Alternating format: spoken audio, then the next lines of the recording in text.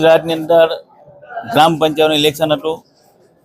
એની અંદર ઓલપાડ તાલુકાની અંદર 18 ગ્રામ પંચાયતનું ઇલેક્શન હતું.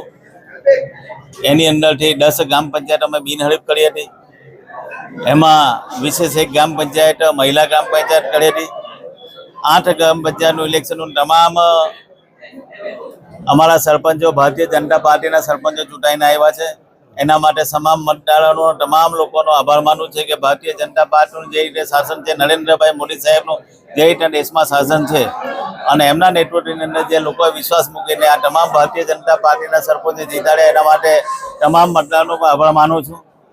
સાથે સાથે આજે ખૂબ સરસ રીતે સારા વાતાવરણમાં ઇલેક્શન થયું છે.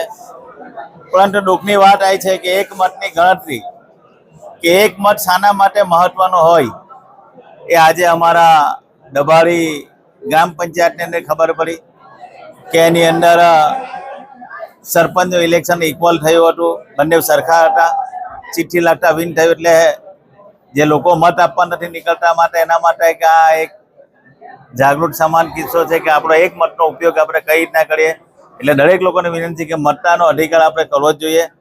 તો આજે મતદાનનો ઉપયોગ જે લોકો મતદાન ના કરવા ગયા હતા એના લીધે આજે ઇક્વલ થયું હતું. એટલે આ ગ્રામ પંચાયત ચિઠ્ઠીમાં ઉછાળવી પડી હતી અને વિજેતા જાહેર કરવા પડ્યા હતા. પરંતુ આ ભારતીય જનતા પાર્ટીની સરકાર સમગ્ર ગુજરાતની અંદર છે.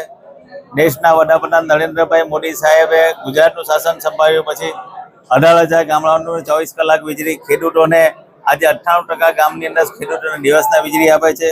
2 ગામને જોડતા રસ્તા હોય, ગામની અંદર પ્રધાનમંત્રી સડક યોજના હોય, મુખ્યમંત્રી ગ્રામ સડક યોજના હોય, કે આ તમામ પ્રકારના સુવિધાઓ આ ગામની અંદર આપણા ભારતીય જનતા પાર્ટીની સરકાર પૂરી છે. નલ સે જલની સ્કીમ હોય, દરેક ગામની અંદર આજે નલ સે જલમાં પાણી મળે છે.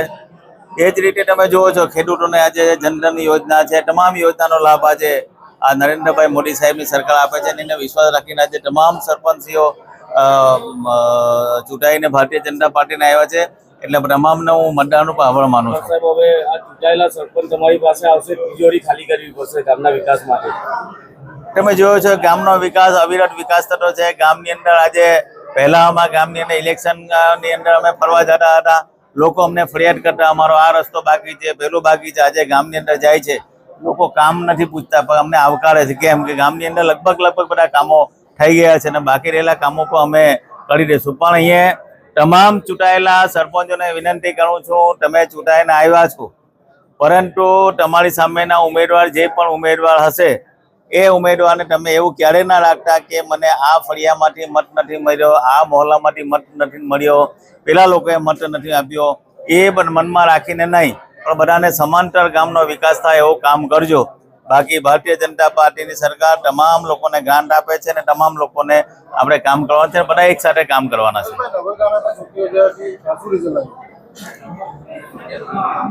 તમને 18 ગ્રામ પંચાયત ભારતીય જનતા પાર્ટીની બની છે. એમાં નગોઈ ગ્રામ પંચાયતની પણ અમારા ઉમેદવાર ખૂબ જંગી મતેથી વિજય પામ્યા છે.